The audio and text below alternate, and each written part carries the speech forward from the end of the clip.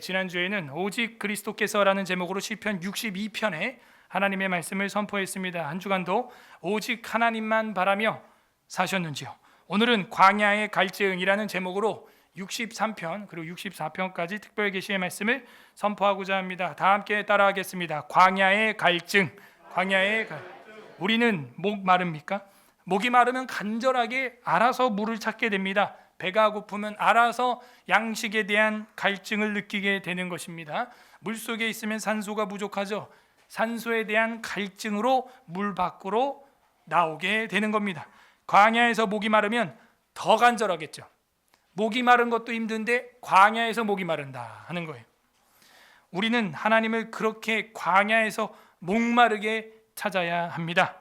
없다는 것을 인지할 때 갈급해지는 것입니다. 하나님의 말씀이 없구나, 예배가 없구나, 교회 나갈 현장으로 나가 예배할 교회가 없구나, 그 없다는 것을 인지하는 순간 사람은 갈급해지는 거예요. 자동차도 하다못해 기름이 떨어지면 경고음을 알려주는데 시동을 켤 때마다 알려주고 갈 때마다 알려줍니다. 빨리 기름을 넣으라고 점등된 불이 꺼지질 않아요. 기름뿐만이 아니에요. 워셔액이 없어도 그렇습니다. 워셔액을 넣으라고 요즘 차는요 계속 안내방송이 나와요. 워셔액을 넣으십시오. 시동을 걸 때마다 워셔액을 넣으십시오. 시동을 걸 때마다 아이들이 아빠 저게 뭐라는 거예요? 워셔액이 뭐예요? 그래서 어젯밤에 하도 제가 답답해서 옆집에 밤에 연락을 해서 혹시 집에 워셔액 있습니까? 해가지고 제가 뺏어서 넣습니다. 그러니까는 이 갈증이 해소가 된 자동차가 조용해요. 이제 시동을 걸어도 만족해요. 그렇게 없는 거, 없다는 걸 인지할 때 갈급하게 되는 것입니다. 문제는 나에게 없다는 것을 인지 못하기 때문에 갈증을 느끼지 않는 거예요. 없는데도. 그러다가 결정적인 순간에 우리는 당황하게 되는 것이죠. 준비되지 않는 채 환난을 당하게 되는 것입니다. 지금 러시아 우크라이나 전쟁도 마찬가지예요. 우크라이나 지금 아무런 대응을 못해서 대통령이 TV에 나와서 화염병 만드는 걸 국민한테 가르쳐 줬어요. 그 정도로 없는 거예요. 화염병을 만들어야 되는 수준. 한 군사는 다리를 폭파하기 위해 중간까지 갔다가 자기가 돌아올 시간이 없다는 걸 알고 그냥 폭파 버튼을 눌렀어. 죽었다고요. 해병대가 한 명이. 여러분, 준비되지 못한 채, 없다는 걸 인지하지 못한 채 당하는 이런 환난들은요 큰 타격을 주게 됩니다. 우리가 하나님이 없다는 것을 인지하지 못할 때 악한 마귀로부터, 귀신들로부터 당하게 되어 있는 거예요. 타격을 받게 되어 있는 거예요. 우리가 예상치도 못할 때 우리 교회, 예배, 신앙에 타격을 받게 되어 있습니다. 준비되지 않았기 때문이죠. 하나님을 갈망하지 않기 때문입니다. 오늘 성경에는 광야에 있는 시인이 나옵니다. 얼마나 목이 마르고 힘들까요? 그냥 목이 마른 것도 힘든데 광야에서 땀을 뻘뻘 흘리면서 탈진이 되고 있어요. 그런데 그가 하나님만을 섬기며 그분에게만 살겠다고, 그분에게만 서원하겠다고 맹세하는 삶으로 바뀌게 됩니다. 어떻게 그런 일이 가능할까요? 오늘 성경은 그것을 우리에게 계시해 주고 있습니다. 부디 오늘 말씀을 통해서 영혼의 갈증을 해갈받는 서울에세라교회 예배 참석하신 성도님들 되기를 주님의 이름으로 소망합니다. 아멘. 우리 63편 머릿말 다윗의 시 유다 광야에 있을 때, 그죠? 다윗은 어떤 인생을 살았습니까? 도망자의 삶을 살았어요. 어디로 도망 다녔습니까? 광야로 도망 다녔어요. 그럼 어떻게 해요? 갈증을 느끼는데 식량의 갈증, 그리고 물에 대한 갈증, 이게 가장 컸어요. 그래서 나발이라고 하는 장군한테 도움을 청하러 갔더니 나발이 뭐라 그래요? 그 이름대로 어리석은 자처럼 말을 했죠. 요즘 사울 왕 집에 집 나간 종들이 많다며 하면서 다윗을 집 나간 종 취급했습니다. 그랬다가 다윗이 죽여버리겠다고 군인들을 이끌고 오니까 그 아내 누구? 아비가일이 용서를 구하여 목숨을 부지할 수 있게 되었어요. 그만큼 먹고 사는 길이 힘들었어요. 왜요? 다윗과 함께한 사람들이 몇 명? 400명가량이나 있었기 때문에 우리가 밥을 하루 세 끼 400인분, 1200인분? 그거 쉽지 않은 일이에요. 그래서 어쩔 수 없이 갈급한 인생이 된 게 다윗이었어. 아둘람 굴에 있을 때뿐만 아니라 엔게디 굴에도 있었고요, 황무지에도 있었고 광야에도 있었죠. 황무지가 광야라고 하는 뜻입니다. 모든 그런 광야 생활, 그것이 유다 광야에 있을 때 정확히 근데 어떤 건지 모르겠어요. 아둘람인지 엔게디인지 시비인지 그거는 모르겠어요. 하지만 그 도망자의 삶을 살 때의 갈급함, 모세로 치면은 미드바르 뭐예요? 광야에서 무슨 책이에요? 민수기, 그죠? 예, 이제 답이 나와야죠. 민수기에서 훈련 받을 때 물이 없어서 원망을 합니다. 양식이 없어서 원망을 합니다. 고기가 없어서 원망을 합니다. 길 때문에 또 원망을 합니다. 여자 때문에 또 남자들이 원망을 하고 이방 여자에게 우상을 드리고 관계를 갖습니다. 그런 모든 것들, 결핍이 있다는 것입니다. 이 결핍이 다윗에게는 하나님이었어요. 육신의 소욕을 넘어선 하나님에 대한 결핍, 이거를 느끼는 거예요. 여러분도 막 갈망하는 것들이 가끔 오죠. 소위 쇼핑의 뽐뿌나 막 이런 것들이 막 옵니다. 이게 필요해. 우리 집은 이게 있어야 돼. 이거야, 이 아이템이지. 이거야. 이거를 수도꼭지 끝에 단다면 우리 아이들이 얼마나 잘 수 있을까? 이거야. 이것이 우리 집에 있다면 얼마나 우리 집이 안전할까? 결핍을 느껴야 거기에 완전 꽂히고 내 주머니까지 열어서 그걸 사버리는 거예요. 다윗은 하나님한테 눈이 탁 꼽혔어요. 하나님이 없구나, 내가 지금 내 인생에 하나님이 간섭할 때가 되었다. 1절부터 4절은 광야에서의 주님의 임재를 사모한다 하는 거예요. 광야에서 주 임재 사모, 사모한다는 것은 사랑하고 갈망한다는 것입니다. 광야에서 주의 임재 사모하는 거예요. 하나님이여, 주는 나의 하나님이시라. 그죠? 하나님이 누구 하나님입니까? 목사님 하나님이에요? 저 사람 하나님이에요? 그게 아니에요. 나의 하나님이에요. 우리는 이렇게 하나님을 2인칭으로, 2인칭 호격으로 부르는 겁니다. 삼자처럼 낭독하듯이 소설 읽듯이 그렇게 보는 게 아니에요. 여러분들이 사랑하는 가족과 마주하고 식탁을 하고 차를 마시고 밥을 먹는 것처럼 하나님과도 우리는 2인칭으로 대면하고 기도하고 예배하고 있는 것입니다. 하나님이여, 주는 나의 하나님이시라. 내가 간절히 주를 찾되, 그냥 찾는 게 아니에요. 간절히. 시편 42편에 가면 사슴이 목이 말라서 물을 찾듯이, 시냇물을 찾듯이 내 영혼 주를 갈망합니다. 그래서 주를 찾되 물이 없어 목마르고 황폐한 땅에서, 그죠? 물도 없죠. 목이 마르죠. 그리고 땅은 황폐했어요. 완전히 태초의 모습을 보여주는 것 같아요. 땅이 혼돈하고 공허하며 흑암이 정말 깊음 위에 있어. 하나님이 말씀하지 않으면 도저히 살 수 없는 형편이 다윗의 형편이었습니다. 황폐한 땅에서 내 영혼이 주를 갈망하며, 그죠? 우리 육신의 소욕이 아니라 이 영의 소욕, 우리 영혼이 갈망하고 있는 게 무엇인지를 우리는 봐야 됩니다. 우리가 왜 중독이 되는지, 우리가 왜 엉뚱한 곳에 시간을 보내는지, 왜 킬링 타임을 보내고도 만족감을 느끼지 못하는지, 우리가 쉰다고 하면서 하는 오락과 모든 프로그램들이 끝나고 나서도 유쾌하지 않는 이유는 나는 예수님을 만나고 싶었던 거죠. 그거를 우리가 인지를 못하는 거예요. 사실 내 결핍은 게임이 모자라서가 아니고 뭐 오락이 모자라서가 아니었던 거예요. 내 영혼 극히 깊은 데서 맑은 가락이 안 나오니까 만족이 없는 거예요. 큰 성과를 이뤄놓고도 만족이 없는 거예요. 왜? 내 영혼이 뭐가 결핍됐는지 모르고 자꾸 외적인 요소, 외부적 증거, 이걸 찾기에 갈급한 겁니다. 그러면 안 되죠. 영적인 요소, 내부적 요소, 그걸 찾아야죠. 그게 내 영혼이 주를 갈망하고 있었던 거구나. 그래서 내가 시간을 여기에 허비를 했고 돈을 여기다 낭비했으며 엉뚱한 곳에 육신의 소욕을 보내고도 만족하지 못하는, 마치 우물가의 여인이 물을 먹어도 6번이나 남편을 바꿔도 아무런 만족을 못 느끼는 것처럼 헛된 물을 퍼마시고 있었다. 그거는 생수가 아니요 탄산음료와 같았어요. 달콤했죠. 그러나 더 목이 타는 거예요. 더 물이 수분이 땡기는 거예요. 더 탈수 현상이 일어나는 거예요. 우리는 육신이 아니라 영혼이 갈망하고 있다는 것을 인지하는 은혜가 임하길 바랍니다. 영혼이 주를 갈망하며 내 육체가 주를 앙모합니다. 이거죠. 내 영혼이 비어있는 결핍을 먼저 아니까 여러분이 걸어서 오늘 예배당에 오게 된 거예요. 여러분 육신을 움직여서 여기에 오게 된 거예요. 내 영혼이 속죄함과 깨끗함을 받아야 한다는 걸 알면 힘들어도 몸을 움직여서 어린 양을 잡아 그 피를 우슬초에 찍어 문 인방과 설주에 바르는 고된 일을 하게 되는 겁니다.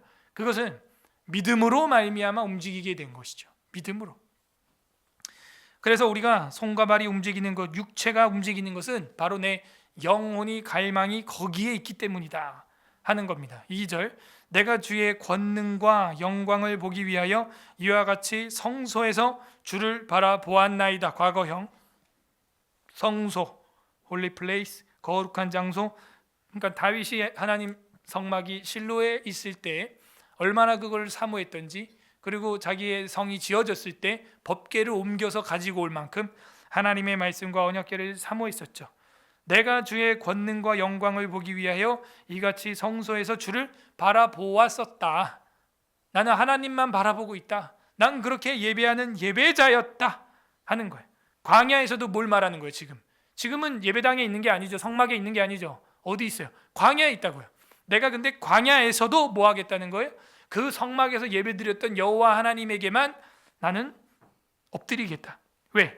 3절에 주의 인자하심이 생명보다 나음으로. 인자하심이 뭐예요? 헤세드. 이제 우리는 뭐 다 알아요. 하나님의 선, 하나님의 자비, 하나님의 인애, 사랑. 그게 헤세드라는 거예요. 사랑을 맛봤다는 거예요. 나는 주의 인자하심이 생명보다 나음으로 내 입술이 주를 찬양할 것이라. 옛날에 뭐 어떤 소리라고 하는 가수들이 이 노래 불렀죠. 주의 인자가 생명보다 나음으로. 그거죠. 그게 이거예요. 63편 가지고 주님의 사랑이 생명보다 낫다. 왜? 주님의 사랑이 내 생명을 오히려 부활시키기 때문에. 그 사랑만 내가 한번 맛본다면 내가 모든 것이 회복될 텐데, 그 갈망과 간증이 있는 거예요. 내 입술이 그래서 주님을 뭐한다? 찬양한다 하는 거죠. 63편은 개인 탄식시예요. 탄식시가 어떻게 되고 있어요? 찬양으로 변하고 있어요. 우리의 인생이 탄식에서 찬양으로 변하길 바랍니다. 그 어떻게 탄식이 찬양이 될까요? 지금 다윗처럼 어떻게 하는 거예요? 하나님만 바라보는 거예요. 하나님께 매달리는 거예요. 하나님이 나의 생수가 된다고, 샘물이 된다고 바라보고 그 사랑, 인자하심을 사모하는 것입니다. 그러면은 그 탄식이 찬양이 돼요. 4절, 이러므로 나의 평생의 주를 송축하며. 송축은 이제 덕설러지라 그러죠. 높이는 거예요. 주님을 높이는 거죠. 그리고 주의 이름으로 말미암아 나의 손을 들리라. 그지? 높이니까 계속 손을 높이 들고 하나님을 찬양하는 겁니다. 나의 손을 들리라. 그래서 뭐 찬양할 때 은혜가 되면 손을 들고 찬양할 수도 있는 거죠. 송축하니까요. 5절, 골수아. 자, 여기 5절부터는 광야에서 주님의 임재를 사모하는 다윗이 5절에서 8절까지는 밤의 주 임재 사모. 밤에도 주님의 임재를 사모한다 하는 거예요. 낮에나 밤에나 광야에서나 어디서나 하나님의 임재를 사모하는 모습을 볼 수가 있어요. 밤의 주 임재 사모. 골수와 기름진 것을 먹음과 같이 나의 영혼이 만족할 것이라. 그죠? 그러니까 육신으로 밥을 먹어도 만족한데 그것 같이 이제 내 영혼이 만족감을 누리게 될 것이다. 나의 입이 기쁜 입술로 주를 찬송하되. 왜? 내 영혼이 만족하면요, 조금 못 먹어도 감사하는 거예요. 찬양이 넘쳐요. 기쁜 입술로 주를 찬양하되, 찬송하되. 3절은 찬양이라 그랬죠. 5절 끝은 찬송이라고 돼 있어요. 그 차이가 뭐예요? 세가족 교육 때 했는데 이런 것도 교회를 평생 다녀도 정리가 안 돼 있어요. 찬양이라고 하는 거에는 대체로 여러분 찬송가 끝에 아멘이 달려 있어요. 그러니까 아멘이 안 달려 있는 거 있죠. 그건 찬송이에요. 아셨어요? 또 이런 것도 교회 평생 다니면서 처음 듣죠. 그러니까 여러분 찬송가, 새 찬송가 봐봐요. 예를 들어서 앞장에 있는 것들은 대체로 끝에 다 아멘이 붙어 있습니다. 왜? 송축이니까. 덕설로지예요. 그죠? 찬양이기 때문입니다. 그죠? 36장도 끝에 아멘, 37장 아멘, 다 웬만하면 다 아멘이 붙여 있어요. 근데 아멘이 안 붙여 있는 거는 찬양이 아니라 찬송인 거예요. 그러니까 찬양은 쉬운 말로 김일성 찬양 이러면 딱 느낌이 오죠. 그냥 무진장 높이는 거예요. 높여.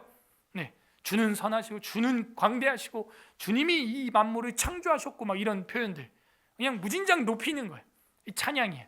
찬송은 뭐냐면 하나님의 말씀과 신앙인의 간증으로 구성된 노래, 그거 그냥 찬송이 되는 거예요. 예, 찬송. 뭐 이것이 나의 간증이요, 이것이 나의 찬송일세. 나 사는 동안 그 찬송이 찬송. 구분이 돼요. 그래서 이 다윗도 찬양과 찬송, 하나님을 직접적으로 2인칭으로 높이는 행위와 자기 혼자 신앙을 고백하는 노래의 행위, 아셨어요? 이거를 구분짓고 있죠. 찬송하되 6절, 내가 나의 침상에서 주를 기억하며 새벽에 주의 말씀을 작은 소리로 읊조릴 때 하오리니. 와, 영혼이 만족하는데 어떻게 하냐? 내가 나의 침상에서 주를 기억해. 자기 전에도 기도하고 자고, 그 침상에서 일어나면 또 기도하고, 새벽에 주의 말씀을, 새벽에도 일어나서 밤에 주의 임재를 사모하는 거예요. 낮에나 밤에나 눈물 머금고 내 주님 오실 날을 기다립니다. 옛날 어른들이 불렀던 노래 중에 그런 게 있어요.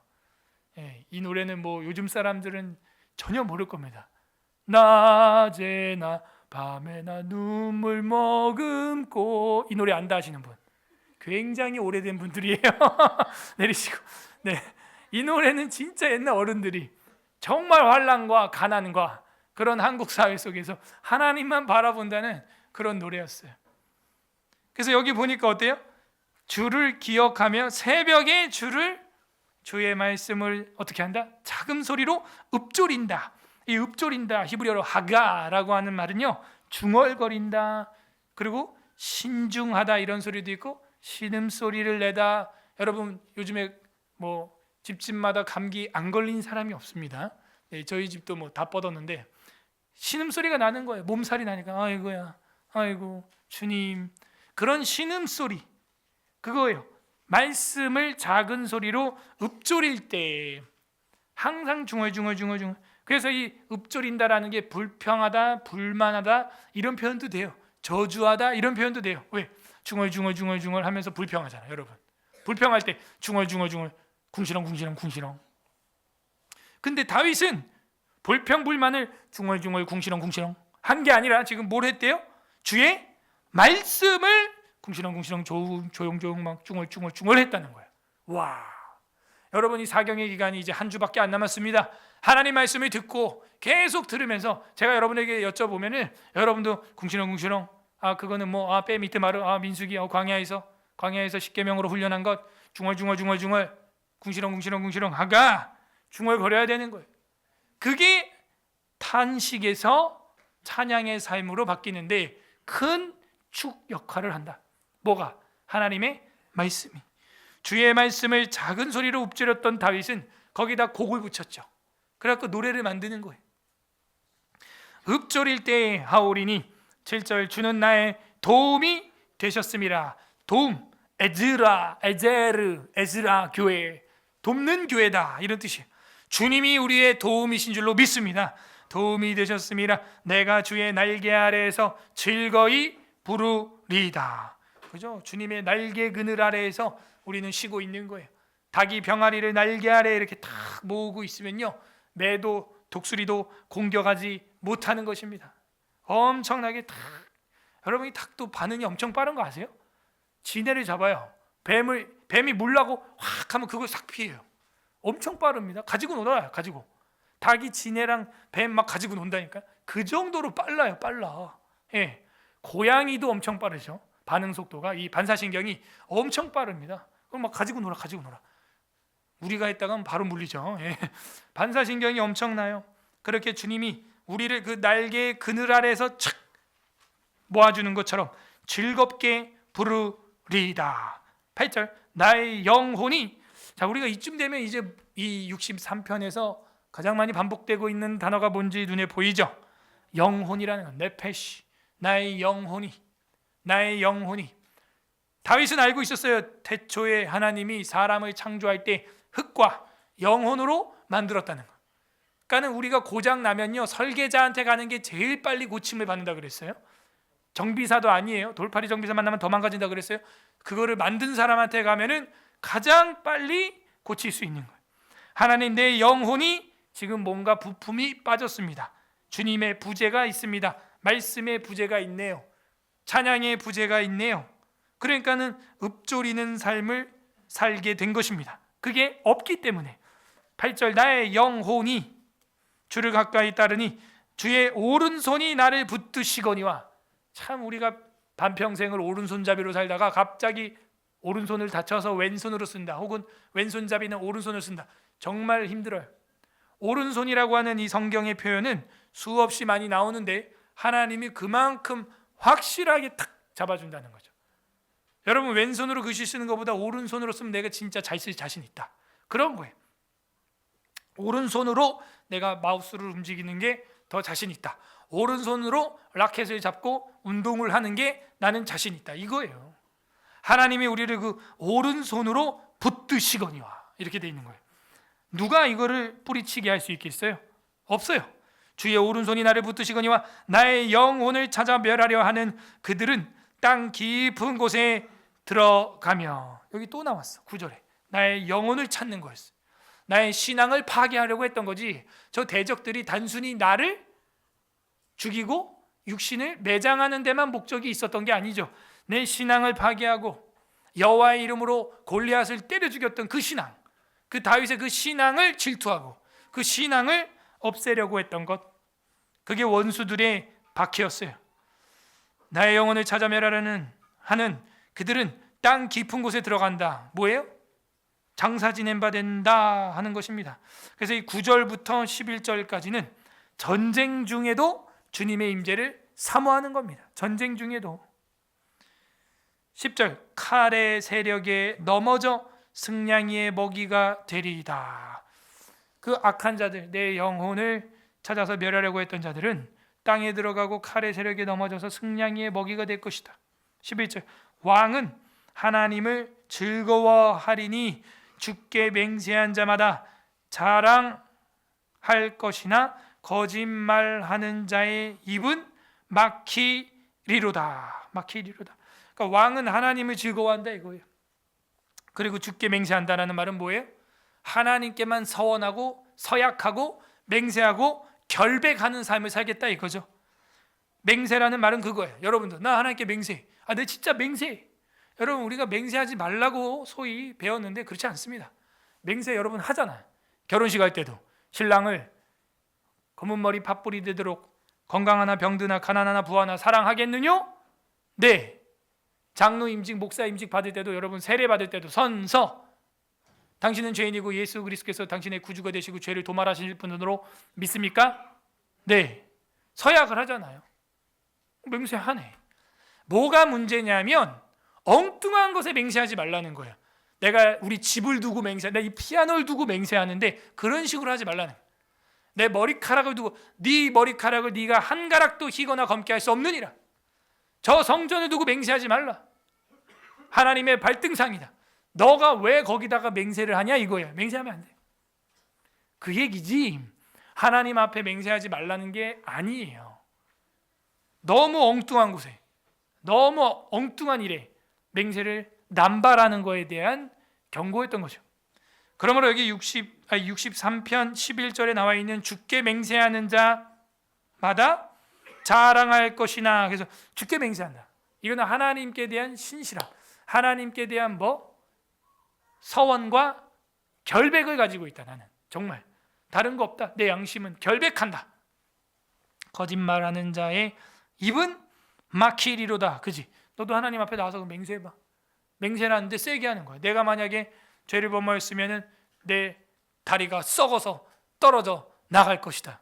그 민수기 5장에도 그런 서원이 나오거든요. 실제로 그 남녀간에 어떤 부정한 일이 있냐 없냐 할 때 그런 맹세를 해요. 그리고 진짜로 그 하나님 앞에 나갑니다. 그렇군요. 거짓말하는 자의 입은 막히게 되고 하나님 앞에서 자기 신앙은 결백하게 되는 것, 이것이 지금 유다 광야에 있는 다윗이 깨달은 겁니다. 64편도 똑같이 다윗의 시 인도자를 따라 부른 노래인데, 똑같이 다윗이 하나님을 갈망하면서 부른 탄식시예요. 그러니까 63편도 탄식시, 64편도 탄식시예요. 탄식시.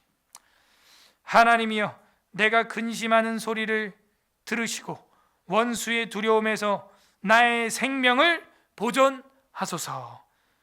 어떻게 보면 위에랑 약간 연결되는 것 같아. 그 전쟁 중에도 주님의 임재를 사모했던 그 다윗의 모습이 나타나죠. 그리고 하나님을 역시 갈급하고 갈망하고 있습니다. 2절, 주는 악을 꾀하는 자들의 음모에서 나를 숨겨주시고 악을 행하는 자들의 소동에서 나를 감추어 주소서. 마치 전쟁 중에 아직도 있는 것 같아요. 그죠? 계속 다윗을 찾아서 죽이겠다고 하는 사람들이 일어나니까 자기를 어떻게 해달래요? 감추어 달라는 거예요. 자기를 어떻게? 숨겨달라는 거예요. 63편 첫 머리에서는 숨어 계신 하나님을 갈망하던 그가 이제는 하나님을 만나니까 그 하나님 속으로 자기가 숨고 싶다는 거예요. 감추어 달라는 거예요. 이게 이루어집니다. 사울은 다윗이 항상 한 발 늦게 보여. 다윗은 항상 다윗이 가는 곳 앞에 사울이 앉아 있고 동굴 안에도 먼저 들어와 있고 다윗이 항상 다윗 눈에는 사울이 보여. 근데 사울 눈에는 다윗이 항상 늦게 보여. 자다가 깨가지고 본다든지 나중에 응가 끝나고 나서 본다든지 나중에 보여. 항상 하나님이 감추어 주신 것입니다. 하나님이 역사하면요 그렇게 혈안되어 있는 사울 눈에서도 감춰주시는 거예요. 하나님. 야, 이건 기적이다. 하나님 나를 감추어 주소서, 숨겨 주소서. 어떤 선지자가 그랬어요? 스바냐, 째파냐. 기억나세요?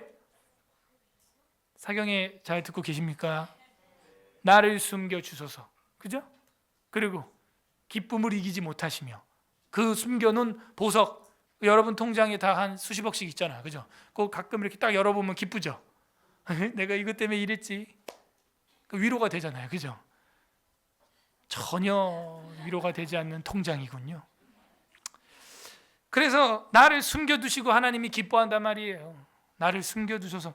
3절, 그들이 칼같이 자기 혀를 연마하여 화살같이 독한 말로 겨누고, 그래서 결국에는 나를 공격하고 찌르는구나. 4절, 숨은 곳에서 온전한 자를 쏘며 갑자기 쏘고 두려워하지 아니하는 도다. 그러니까는 계획을 해가지고 신자를 박해합니다. 얘네들이. 이 악한 자들이 기획을 하고 박해를 하고 핍박을 해요.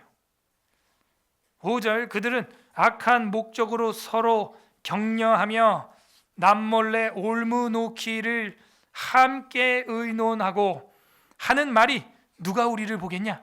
안 보겠지? 하나님이 보고 있다. 하나님이. 여러분, 눈을 지으신 분이 보지 않겠어요? 귀를 지으신 자가 듣지 않겠습니까? 지금도 이 대한민국에서 악행하는 자들을 주님이 다 녹화하고 있습니다. 반드시 심판하실 거예요.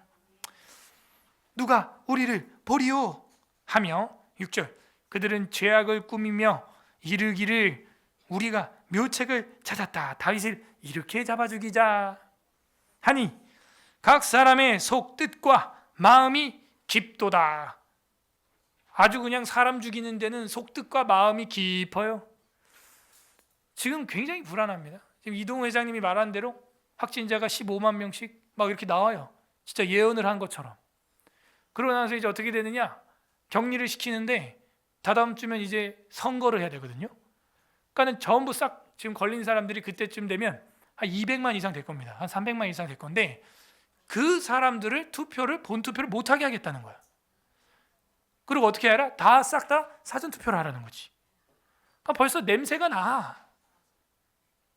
그러니까 이런 악한 자들 어떻게 해야 돼? 어저께 지혜를 모았는데 광화문에서 연사하시는 분 중에 어떤 교수님 한 분이, 여러분 그냥 다 본투표 하라는 거야. 그리고 굳이 뭐 지금 몸 상태 뭐 굳이 알려 뭐하냐. 지금 한 집 건너 하나인데 감기 걸린 사람이 겨울이라 한절기라 안 걸린 사람이 없어요. 웃기지 말라 이거야. 웃기지 말라 이거.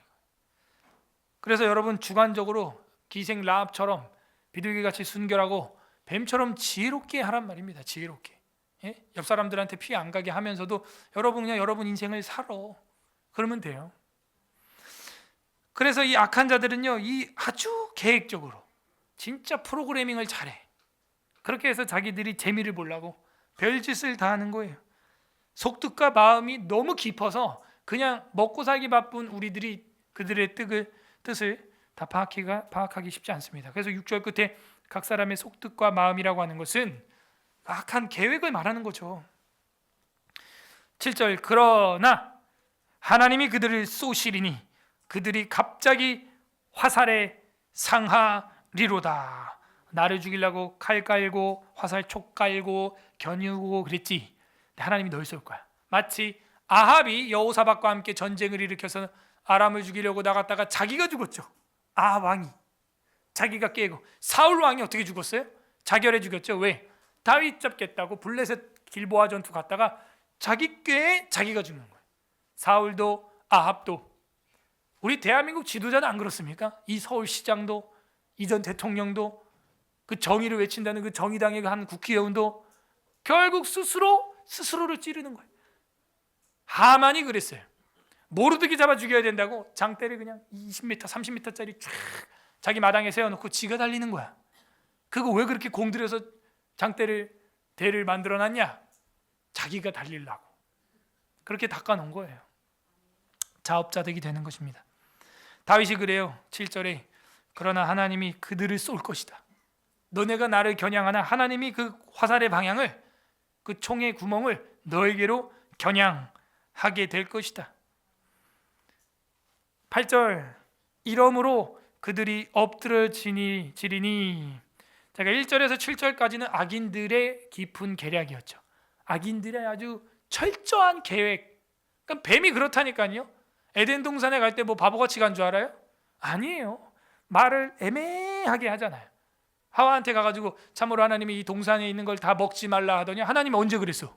하나님은 언제 동산에 있는 거 다 먹지 말라 그랬어요?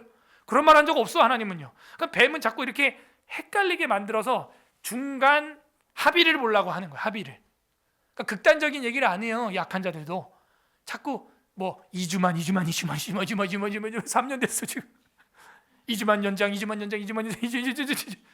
이 약한 자들의 특징이 그거예요. 한 보만 양보하라. 반보만 양보해. 아니 1cm만 양보해. 그럼 내 1cm 밀고 들어갈게 내가. 여러분이 조금 양보하잖아요. 마귀가 그 틈을 전세 내지 않아요. 자기가 매매로 들어와요. 거기를. 다른 세입자를 거기 들이지 않고 자기가 들어간다니까요.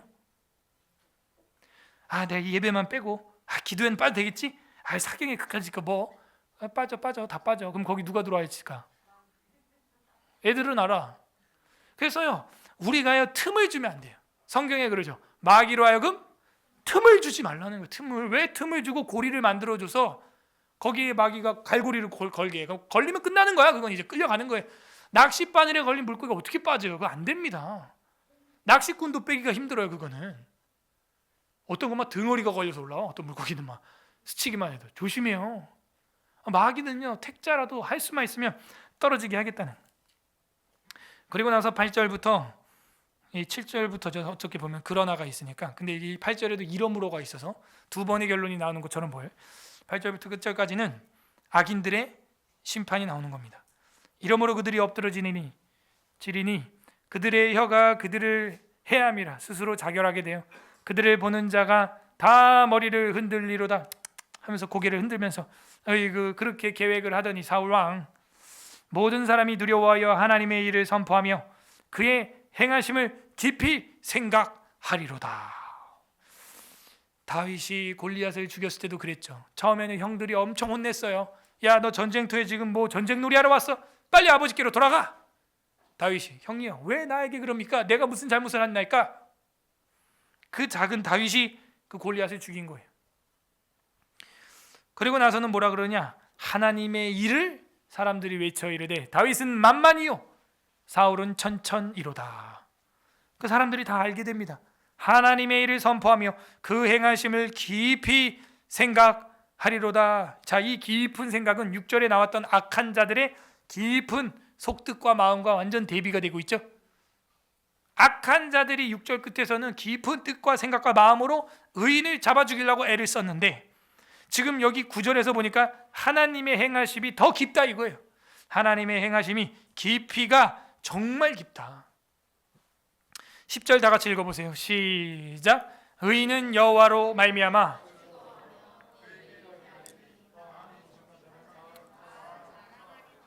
자, 요 10절은요 사실은 63편의 3, 4절과 유사성을 띠고 있죠. 의인은 여호와로 말미암아 즐거워하며 주의 인자가 생명보다 나음으로 내가 평생의 주님을 송축하리이다. 그와 같이 여기 10절에도 의인은 여호와로 말미암아 즐거워하며 그에게 피하리니 마음이 정직한 자는 다 자랑하리로다. 여러분, 하나님 앞에서 우리가 자랑할 거는 하나님 자랑밖에 없어요. 그래서 여러분에게 행하신 그 하나님 자랑이에요. 예레미야서에 보게 되면 뭐라 그래요? 너의 지혜를 자랑하지 말라, 똑똑하다고. 너의 부요함을 자랑하지 말라, 돈이 많다고. 너의 용맹을 자랑하지 말라, 군인이라고. 너희는 이것을 자랑할지니 하나님을 아는 것과 그의 의와 사랑과 긍휼과 자비가 이러하다 하는 것을 자랑할지니라. 이렇게 되어 있어요. 다윗은 이제 자랑꾼이 됐어요. 이건 이제 육신의 자랑이 아니에요. 영혼의 자랑이에요. 하나님 자랑이에요. 그래서 마음이 정직한 자는 누구냐? 아까 11절 63편 11절이랑 정확히 매칭이 되고 있어요. 마음이 정직한 자는, 왕은 하나님을 즐거워하리니 주께 맹세한 자죠. 그가 정직한 자예요. 그 정직한 자, 주님께 맹세하는 자, 그는 이제 하나님을 자랑하고 간증하고 내 평생에 주를 찬양하며 내 손 들리라, 그런 찬양의 삶으로 탄식이 변화받는 것입니다. 그것이 63편과 64편의 광야에서 목이 마르고 원수에게서 쫓김당했던 다윗이 깨달은 하나님의 은혜요, 경험한 간증이 되는 겁니다. 광야의 갈증은 이렇게 하나님 앞에 신앙을 우뚝 서게 하며 사람 앞에 자랑할 만한 간증을 생기게 하신 거예요. 우리 모두 그 하나님을 자랑하기를 바랍니다. 자랑해야 돼요, 하나님을. 그래야 전도가 돼요. 광야에서 우리의 갈증은 무엇이 돼야 합니까? 63편에서 본 것처럼 하나님의 인자하심을 갈망해야 돼요. 목이 말라야 돼요. 갈증을 느껴야 돼요. 하나님에 대한 갈증.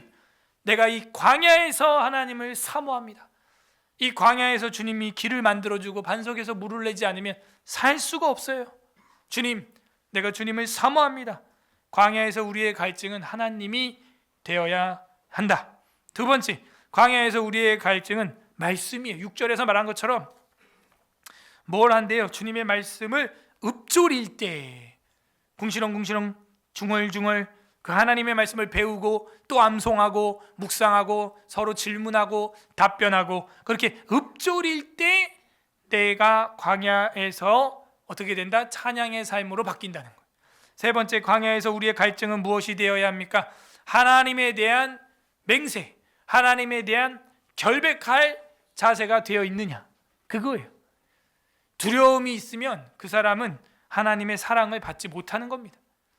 아버지 어머니에게 죄를 짓고 아버지 어머니 앞에서 풀기 싫을 때 부모를 두려워하는 거예요. 하지만 사랑하게 되면 결백하는 거예요.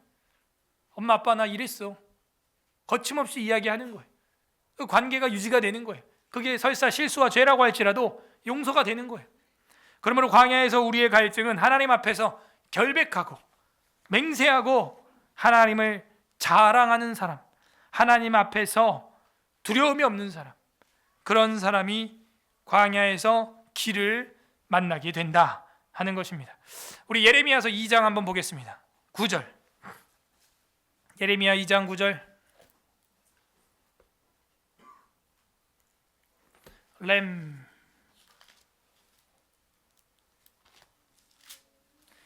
2장 9절 1052페이지 1052 1052페이지 2장 9절에서 13절인데요. 저와 함께 교독하고 마지막 합독하겠습니다. 제가 먼저 예레미야 2장 9절 읽어볼게요. 그러므로 내가 다시 싸우고 너희 자손들과도 싸우리라. 여호와의 말씀이니라.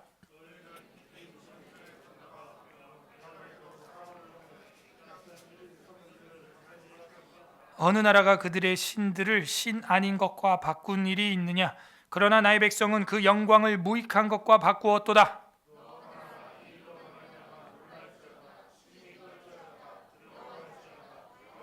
다 같이, 내 백성이 두 가지 악을 행하였나니 곧 그들의 생수의 근원이 되는 나를 버린 것과 스스로 웅덩이를 판 것인데 그것은 그물을 터진 웅덩이들이니라. 아멘.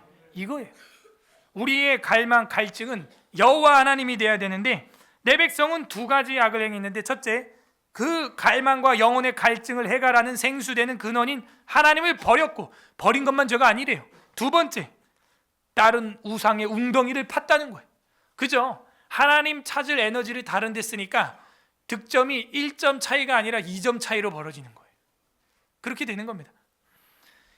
플러스 1과 마이너스 1이 큰 차이를 보여주는 거예요.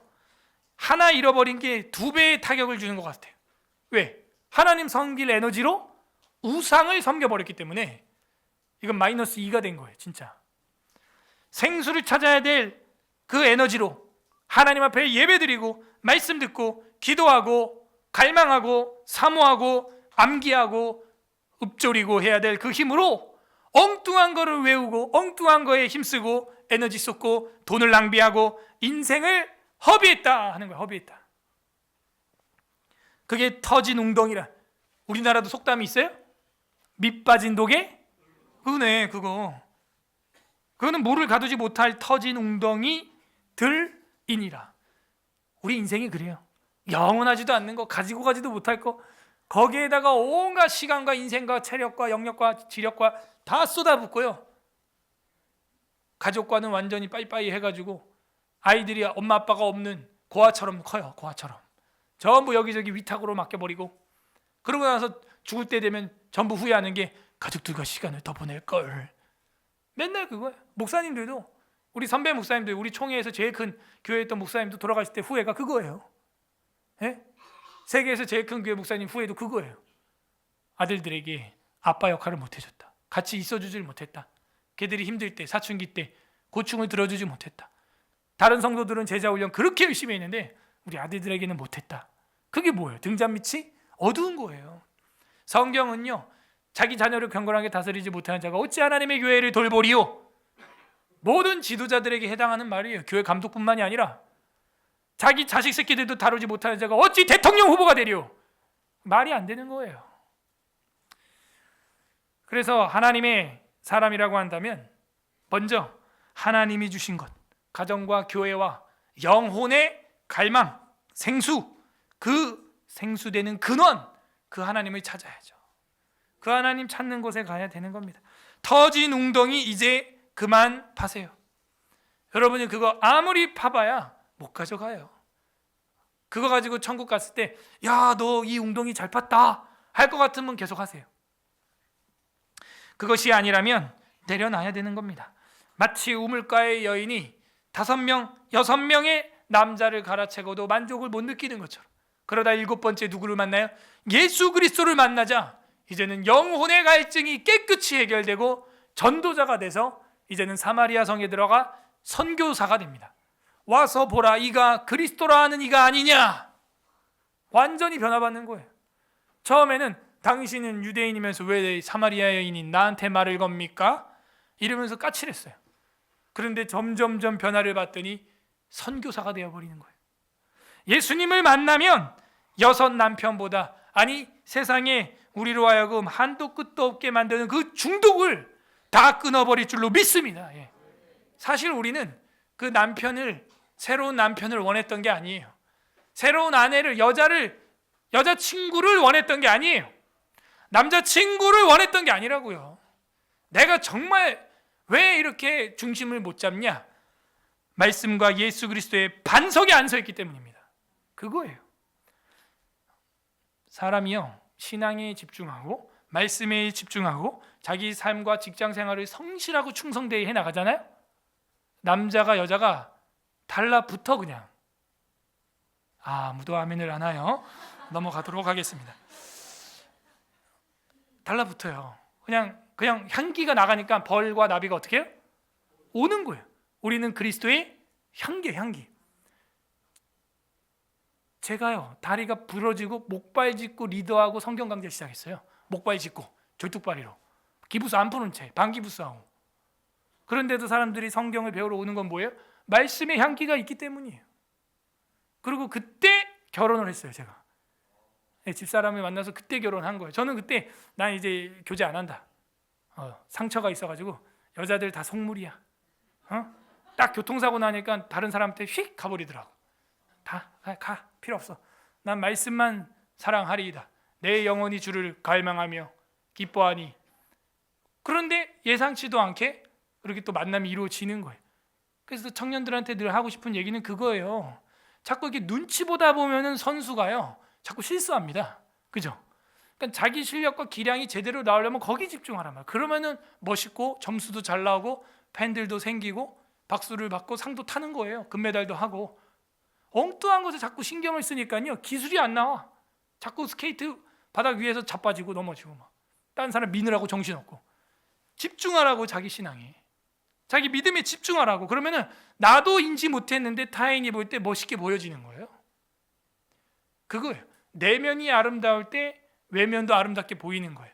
어떤 사람은 외모를 아무리 아름답게 꾸며도 참 모자라다, 이런 생각으로 보여요.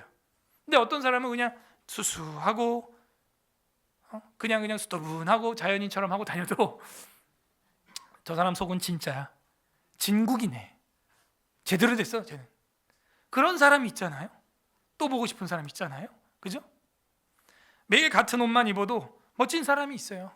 매일 옷을 바꿔 입어도 가벼운 사람이 있어요. 터진 웅덩이 그만 파야 됩니다.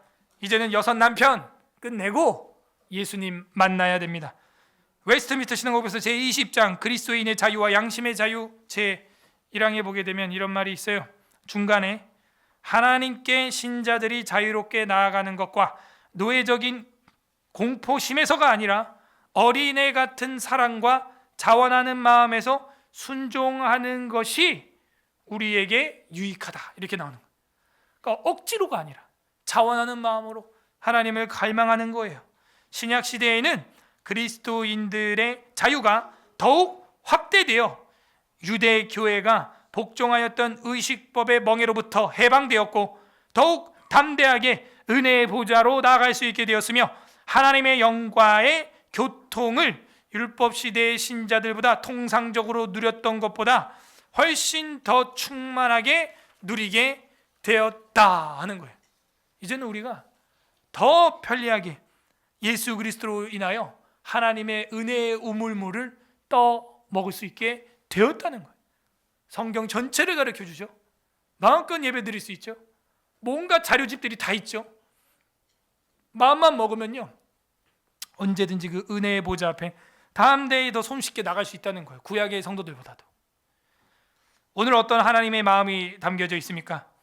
영원히 목마르지 않는 생수를 주고 싶어하는 아버지. 현우야, 이제는 그 터진 웅덩이 갖다 버려라. 이제 내가 영원히 목마르지 않은 생수를 주리라. 이것으로 만족해라.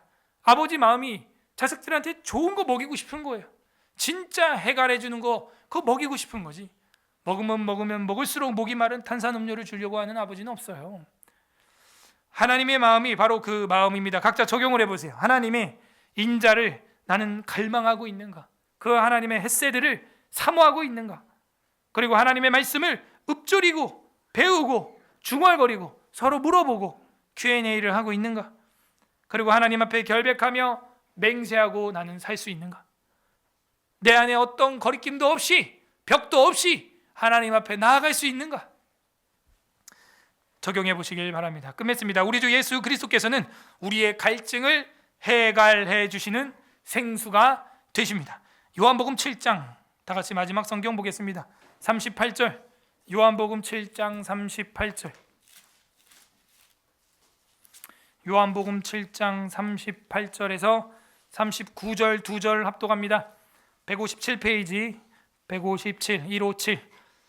요한복음 7장 38, 39 시작. 명절 끝날 곧 큰 날에 예수께서 서서 외쳐 이르시되 누구든지 목마르거든 내게로 와서 마시라. 나는 믿는 자는 성경의 이름같이 그 배에서 생수의 강이 흘러 나오리라 하시니. 아멘. 명절이라고 하는 것은 초막절입니다.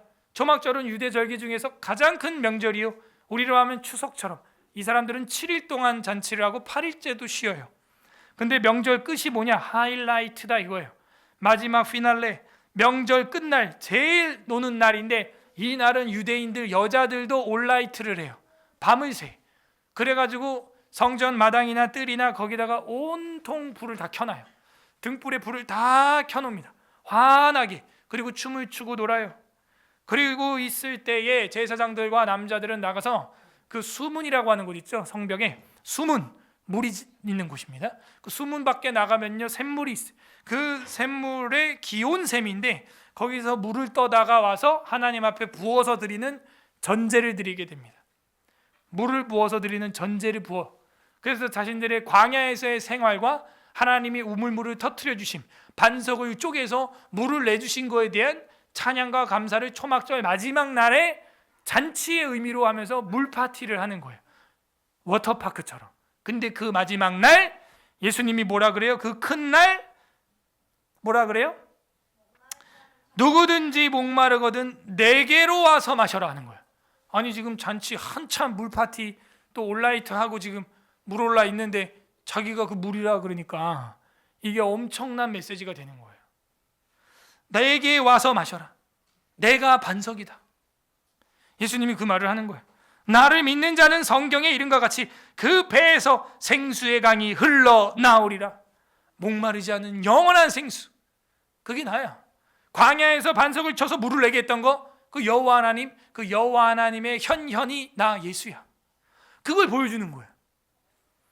그래서 이 초막절에 물 붓는 의식에 있어서 마지막 날 7일째는요 그 물을 갖다가 한 7번 들이부거든요. 7번 완전 수죠. 근데 자기가 그 물과 같다는 거예요. 그러면 이 물이 뭘 일컬어서 얘기하는 거냐? 그 다음 절 39절 이는 그를 믿는 자들이 받을 성령을 가르쳐 말씀하신 것이라. 우리 안에 예수 그리스도를 영접한 분들, 우리 안에 그리스도의 영이 목마르지 않는 세상에서 마시고 끝없는 소금물 같은 게 아니라 생수와 같은 주님의 영이 우리 안에 계신 줄로 믿습니다. 성령을 가르쳐 말씀하신 거예요. 내가 예수님을 주로 시인하게 되면 그 성령님이 내 안에 있는 겁니다. 이 목마르지 않는 영원한 생수를 저랑 여러분에게 주기 위해서 예수님은 십자가라는 것을 지게 된 거예요. 그리고 거기서 자기의 피와 물을 쏟아서 우리에게 다 주신 것입니다. 예수님의 십자가는 우리에게 영원한 생수를 주시기 위한 헤세드, 인자하심이었어요. 그리고 말씀이었어요. 그리고 우리의 맹세의 대상이 되어주셨어요. 영원한 살과 피로 우리를 먹고 마시게 하셨습니다. 그리고 천국 보좌에서 흘러나오는 생명수 강가에 들어갈 수 있도록 새 예루살렘을 예비해 주셨어요. 우리 모두 다 그 십자가의 보혈을 지나 그리고 불이 섞인 유리바다를 건너 그 생명수 강가에서 만나는 광야에서 갈증을 해갈한 성도들 되기를 주님의 이름으로 소망합니다. 우리는 목이 마릅니까? 63편 4편 통독해 보겠습니다. 제60 아멘. 이 시간 우리 다 함께 마음을 모아 기도하겠습니다. 첫째, 감사하시길 바랍니다. 하나님의 인자하심과 주님의 말씀과 주님을 향하여 맹세하여 주의 거룩한 직분을 맡게 하신 하나님 아버지 감사드립니다. 두 번째, 회개하시길 바랍니다. 하나님 아버지, 우리가 육신의 소욕은 갈증과 갈망을 느끼면서 영혼의 광야의 갈증을 느끼지 못하고 죽어있던 모습들 용서하여 주시고 세상에 터진 웅덩이만 사랑하고 세상의 생각으로만 깊은 속뜻과 마음을 썼던 것들 용서하여 주시옵소서. 우리 세 번째 기도할 것은 간구하시기를 바랍니다. 하나님 아버지, 이제는 주님만 자랑하게 하여 주시고 주님이 우리의 영원한 생수가 되어 주시고 만족과 해갈이 되어 주셨다는 것을 우리 삶 가운데 간증하며 경험하며 살게 하여 주시고 지금 내 삶의 광야 같은 이 상황 불쌍히 여겨 주시고 주님의 영으로 성령으로 충만하게 해갈시켜 주시옵소서. 우리 다 함께 말씀을 생각하면서 기도하겠습니다. 하나님 아버지 감사드립니다.